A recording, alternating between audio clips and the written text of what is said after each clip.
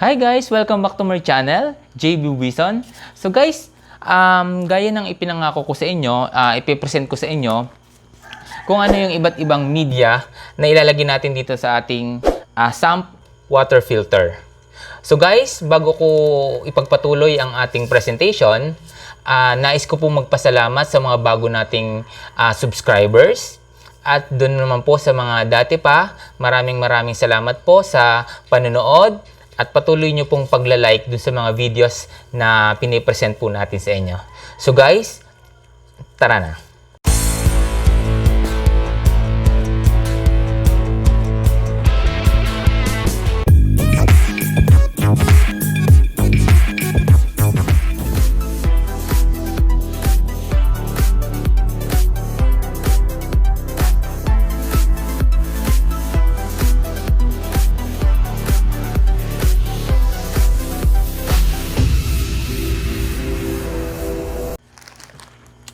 So guys, ipipresent ko muna sa inyo yung mga media isa-isa para malaman natin kung ano-ano ito. So, ang una ay ang carbon foam. Yan. Pebbles. Lava stone.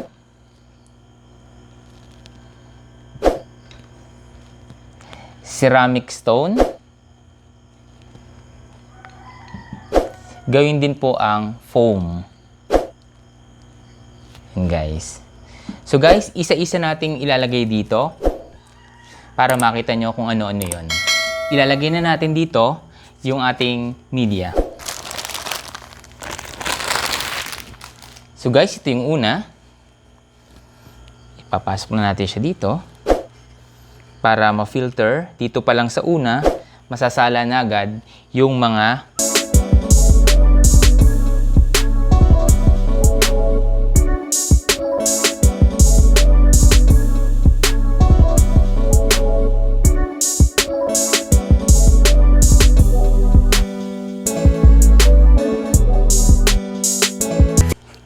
guys. So next, ang ating pebbles.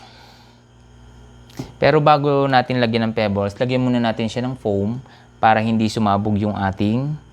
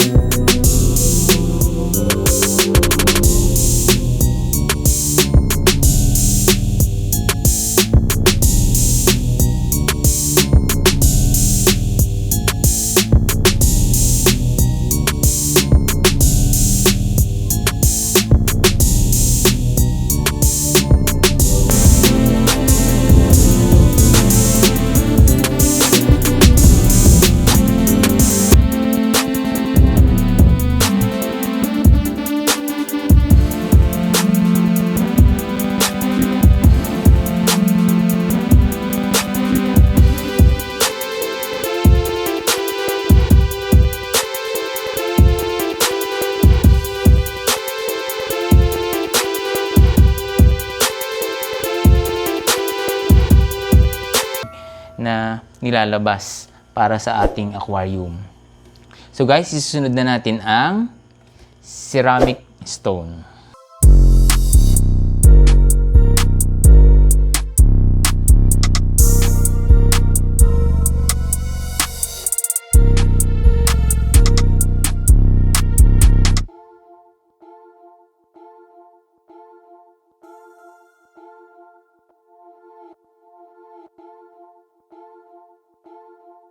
Yung foam.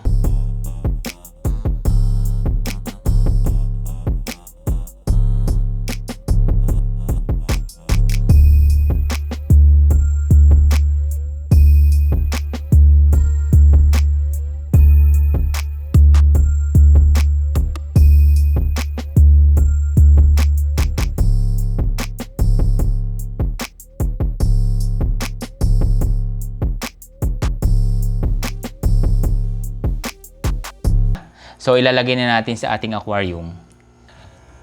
Guys, ito na yung ating sump filter. So, ilalagay natin sa ating aquarium.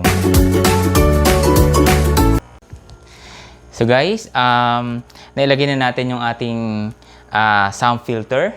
So, ilalagay na natin yung tubig para makita natin yung filtration para pagbaba dito kung gaano ka-clear na. So, makikita na lang natin to siguro by tomorrow.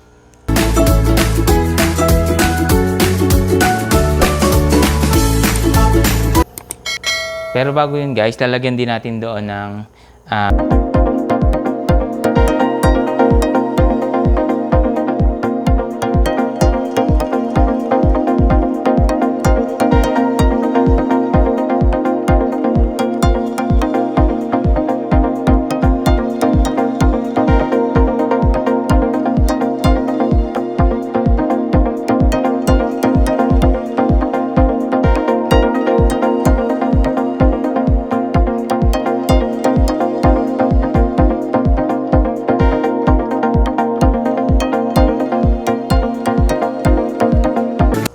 So yun guys, unti-unti na umaakit yung tubig. Then magfi-filter na siya.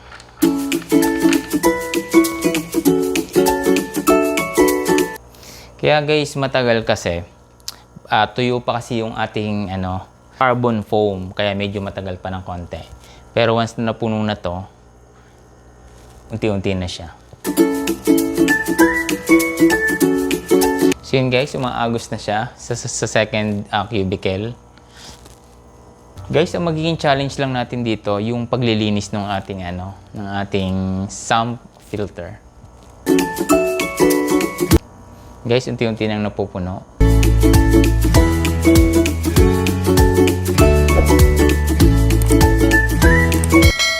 So yun guys, malapit na rin mapuno yung second cubicle. So, once na napuno na siya, mag-overflow siya dito sa sunod. So, dito mabilis na siya.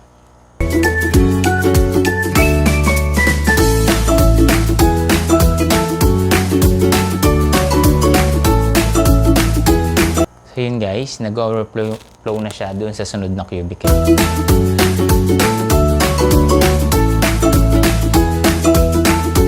Guys, kung mapapansin nyo, nilagyan ko siya kasi dito ng foam para yung dumi ng ating pebbles, masala din siya dito. Para pagdating niya dito, malinis na.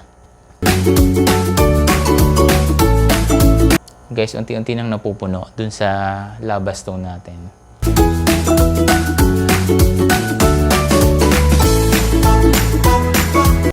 So yun guys, yung next cubicle niya, mag-overflow na siya dito.